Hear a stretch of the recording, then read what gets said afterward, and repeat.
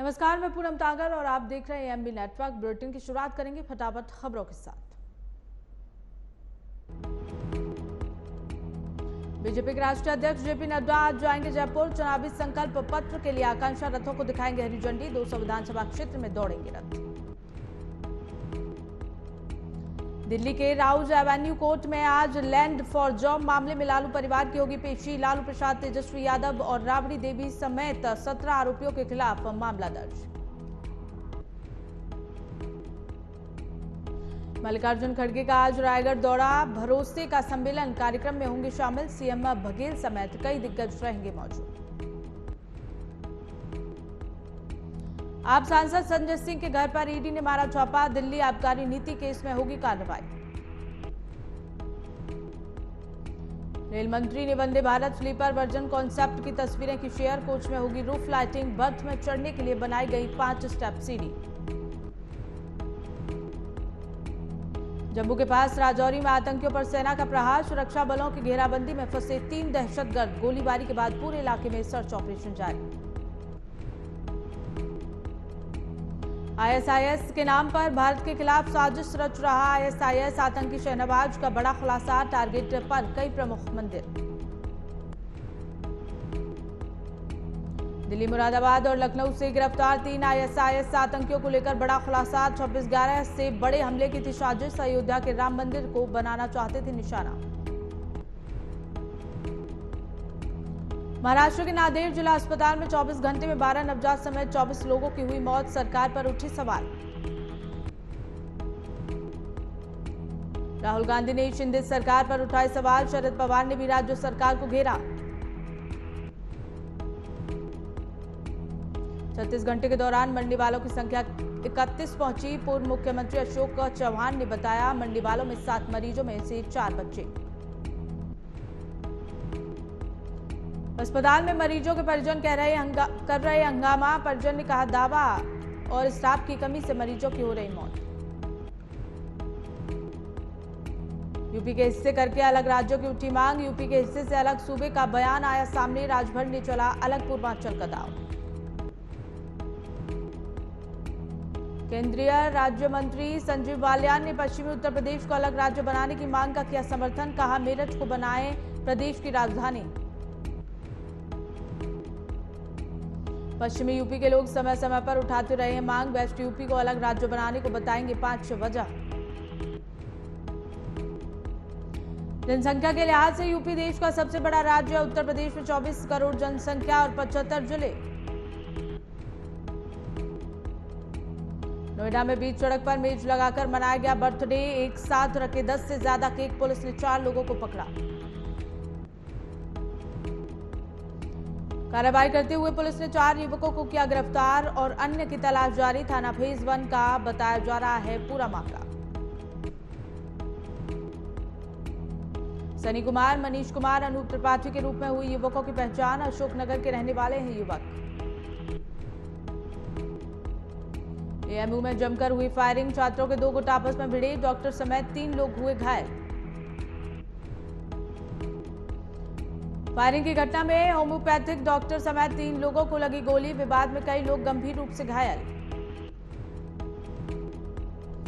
घायलों को अन्य छात्रों ने तत्काल एएमयू केजीएन मेडिकल कॉलेज में कराया भर्ती। मौके पर पहुंची पुलिस। फायरिंग की सूचना पर तत्काल एएमयू के प्रॉक्टर प्रोफेसर वसीम अहमद और सिविल लाइंस पुलिस मौके पर पहुंची। मामले की जांच शुरू। लखनऊ में शुरू होगी बीजेपी की क्षेत्रीय बैठक। महिला और अनुसूचित जाति सम्मेलन के लिए पार्टी करेगी क्षेत्रवार बैठक। क्षेत्रवार बैठक में दोनों सम्मेलन के आयोजन की रूपरेखा होगी तय। प्रदेश अध्यक्ष भूपेंद्र सिंह चौधरी कल काशी क्षेत्र की बैठक लेने जाएंगे वाराणसी। प्रदेश महामंत्री संगठन धर्मपाल सिंह पश्चिम क्षेत्र की लेंगे बैठक। लखनऊ में 5 अक्टूबर को अवध क्षेत्र की बैठक लेंगे भूपेंद्र सिंह चौधरी। अवध क्षेत्र की बैठक के बाद 6 अक्टूबर को भूपेंद्र सिंह अलीगढ़ में लेंगे ब्रिज की बैठक। कई महत्वपूर्ण विषयों पर होगी चर्चा। मथुरा की श्री कृष्ण जन्मभूमि प्रकरण में सुनवाई। शाही ईदगाह की याचिका पर सुप्रीम कोर्ट की सुनवाई। जन्मभूमि से जुड़े केस को इलाहाबाद हाईकोर्ट ट्रांसफर करने पर विरोध, शाही ईदगाह की याचिका पर सुनवाई। दिल्ली में टीएमसी का 2 दिवसीय दिल्ली आंदोलन जारी, जंतर मंतर पर केंद्र सरकार के खिलाफ टीएमसी नेताओं का धरना प्रदर्शन। शाम 6 बजे केंद्रीय मंत्री निरंजन ज्योति से मिलेगा पार्टी शिष्टमंडल, बंगाल के लोगों का बकाया जारी करने तक आंदोलन रहेगा जारी। पश्चिम बंगाल के राज्यपाल सीवी आनंदा बोस ने तृणमूल कांग्रेस के नई दिल्ली आंदोलन पर किया कटाक्ष। राज्यपाल ने कहा, सबको सन्मति दे भगवान, पंक्ति के जरिए आंदोलन पर साधा निशाना। खाद्य मंत्री रधिन घोष भी रहे उपस्थित। जाति जनगणना पर सीएम नीतीश ने सभी 9 दलों की बुलाई बैठक, जाति आधारित गणना की रिपोर्ट पर सभी पार्टियों के साथ की बैठक। राज्य सरकार सभी पार्टियों के सामने रखेगी रिपोर्ट, बैठक में आर्थिक सर्वेक्षण पर चर्चा। नीतीश कुमार ने कहा कि वो जनता के लिए जिस समय जो कदम उचित होगा उठाएंगे। जाति आधारित जनगणना की रिपोर्ट जारी होने पर डिप्टी सीएम तेजस्वी यादव का बयान, कहा सरकार बनने के बाद कम समय में हमने जानकारी इकट्ठा की। तेजस्वी यादव ने कहा, ऐतिहासिक काम किया हमने, हम वैज्ञानिक आंकड़ों के आधार पर कल्याणकारी योजनाएं लाने का करेंगे प्रयास। नारी शक्ति बंधन अधिनियम पर देश भर में हो रही चर्चा, पूर्व कांग्रेस नेता गुलाम नबी आजाद ने महिला आरक्षण बिल का किया स्वागत। आजाद ने कहा, 20 साल पहले आना चाहिए था ये बिल, कहा यूपीए के दौरान हमारी पार्टी के सदस्य इसके खिलाफ थे, कोई सर्वसम्मति नहीं थी। गुलाम नबी आजाद ने कहा, अब सब लोगों ने मिलकर लोकसभा और राज्यसभा में बिल को पास कराया, इसके लिए भी सभी को बधाई। बिहार सरकार ने जाति आधारित गणना की रिपोर्ट सार्वजनिक की। रिपोर्ट के मुताबिक बिहार में कुल 13 करोड़ से ज्यादा की आबादी, सबसे ज्यादा संख्या 63% ओबीसी की संख्या, 27% पिछड़ा वर्ग और 36% अत्यंत पिछड़ा वर्ग की आबादी। बिहार सरकार के जातिगत जनगणना की रिपोर्ट जारी करने पर केंद्रीय मंत्री गिरिराज सिंह ने नीतीश सरकार की मंशा पर सवाल खड़े किए। गिरिराज सिंह ने कहा, नीतीश कुमार को 15 साल और लालू यादव को 18 साल के कार्यकाल का देना चाहिए रिपोर्ट कार्ड। नीतीश बताएं अपने कार्यकाल में गरीबों का क्या उद्धार किया, कितने लोगों को नौकरी दी। बिहार सरकार द्वारा जातीय गणना का डाटा रिलीज किए जाने का मामला सुप्रीम कोर्ट पहुंचा, 6 अक्टूबर को होगी मामले की सुनवाई। याचिकाकर्ता के वकील ने कहा, बिहार सरकार ने जातिगत जनगणना के आंकड़े को सार्वजनिक किया, सुप्रीम कोर्ट ने मामले में कोई टिप्पणी करने से किया इनकार।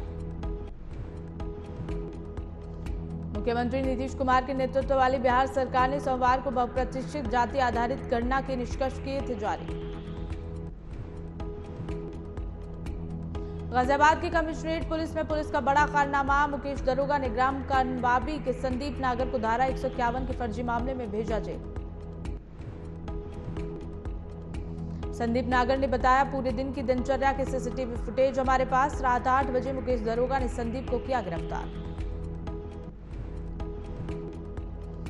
गाजियाबाद के कमिश्नर अजय कुमार मिश्रा को मामले से कराया गया अवगत, पुलिसकर्मियों पर सख्त कानूनी कार्रवाई करने की मांग। दिल्ली, नोएडा और गाजियाबाद में न्यूज क्लिक वेबसाइट से जुड़ रहे कुछ पत्रकारों के ठिकानों पर पुलिस की रेड। कई पत्रकारों के ठिकानों पर पुलिस की छापेमारी, अभिषाल शर्मा और भाषा सिंह ने ट्वीट के जरिए दी मामले पर जानकारी। एक्स पर लिखा गया, दिल्ली पुलिस ने उनका लैपटॉप और फोन छीना, भाषा सिंह ने लिखा, अपने फोन से कर रही थी आखिरी ट्वीट। खालिस्तानी आतंकियों की नई साजिश का हुआ पर्दाफाश, आतंकी ब्रिटेन में जमीन तैयार करने का बना रहे प्लान। खालिस्तानी आतंकी प्लान को अमली जामा पहनाने के लिए रच रहे साजिश, अलर्ट पर देश की सुरक्षा एजेंसियां। आतंकियों के खिलाफ कहर बनकर टूट रही एनआईए, आतंकियों की मदद करने वालों को ढूंढकर निकाल रही एनआईए। दिल्ली में वायु प्रदूषण की निगरानी और शिकायतों के निवारण के लिए दिल्ली ग्रीन वॉर रूम ने अब 24 घंटे काम करना शुरू किया। दिल्ली में वायु प्रदूषण की रोकथाम के लिए पर्यावरण मंत्री गोपाल राय ने 28 विभागों के साथ मिलकर एक विंटर एक्शन प्लान बनाया। विंटर एक्शन प्लान में 15 बिंदु निर्धारित किए गए। 15 पॉइंट्स में 1 पॉइंट ग्रीन वॉर रूम है। दिल्ली सचिवालय में ग्रीन वॉर रूम। गंगा नदी में पाए जाने वाले दुर्लभ प्रजाति के कछुओं की स्मगलिंग का खुलासा। डीआरआई ने सूचना के आधार पर देश के 6 से ज्यादा शहरों में की छापेमारी।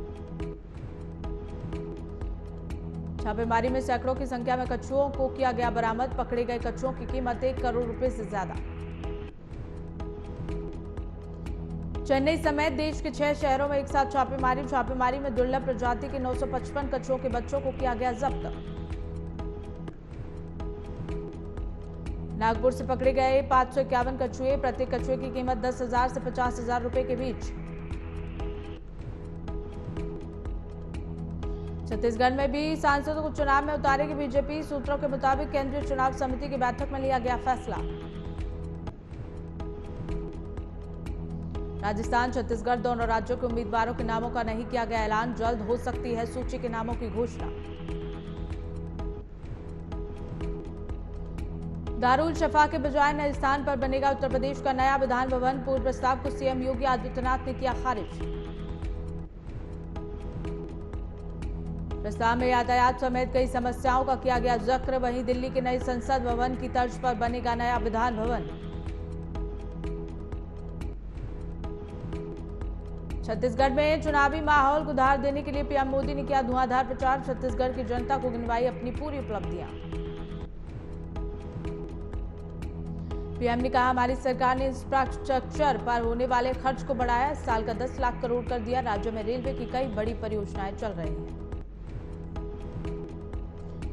पीएम बोले, आजादी के इतने साल बाद भी तड़ोकी को रेलवे के नक्शे को कोई जगह नहीं मिली। अब रेलवे की सभी परियोजनाएं क्षेत्र के रोजगार के अवसर पैदा करेंगे।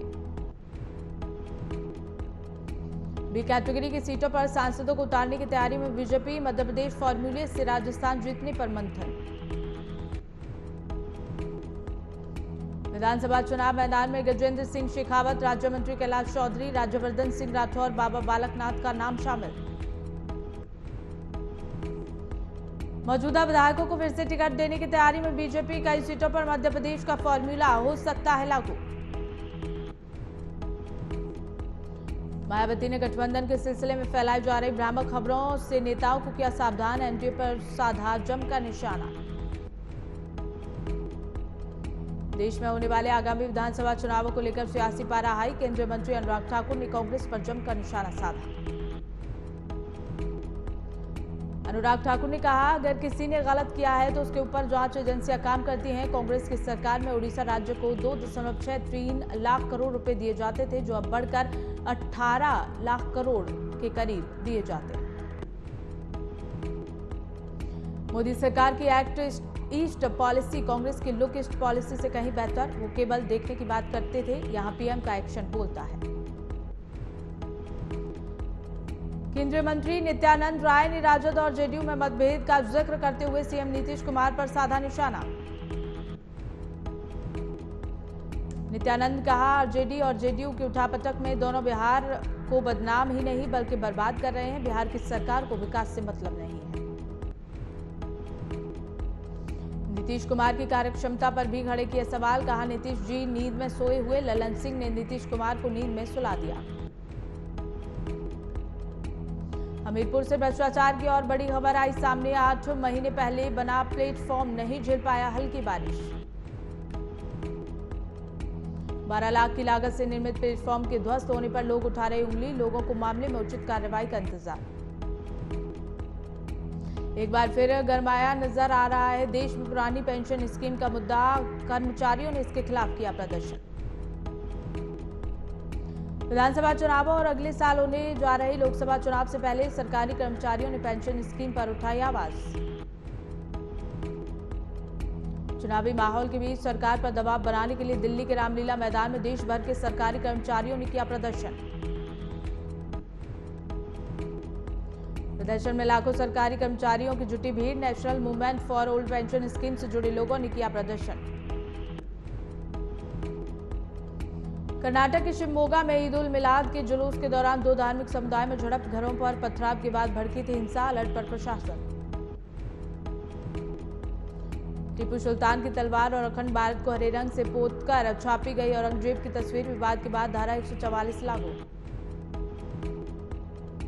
अफ्रीका में चीन को पटखनी देगा भारत, तंजानिया दौरे पर आर्मी चीफ, इस दौरान तंजानिया में चीन की घुसपैठ पर बनने की रणनीति।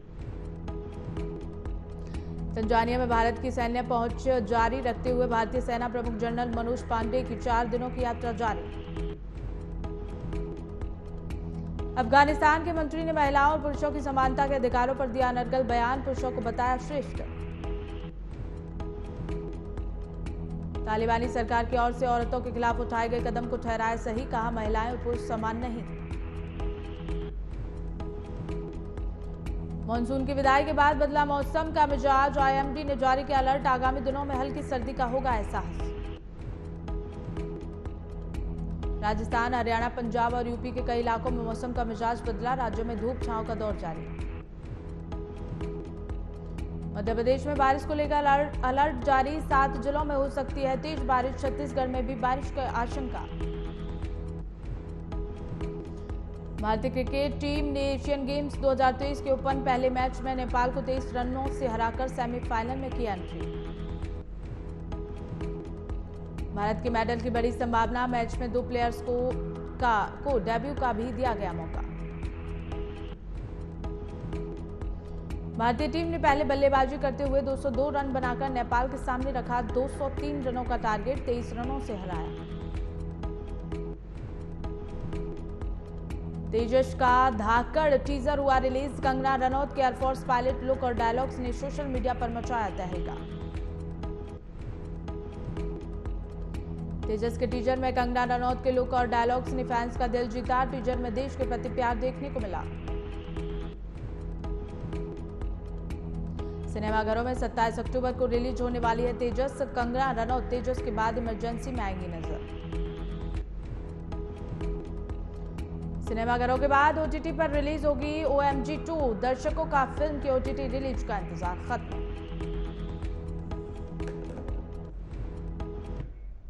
तो फिलहाल बस इतना ही, देखते रहिए AMB नेटवर्क।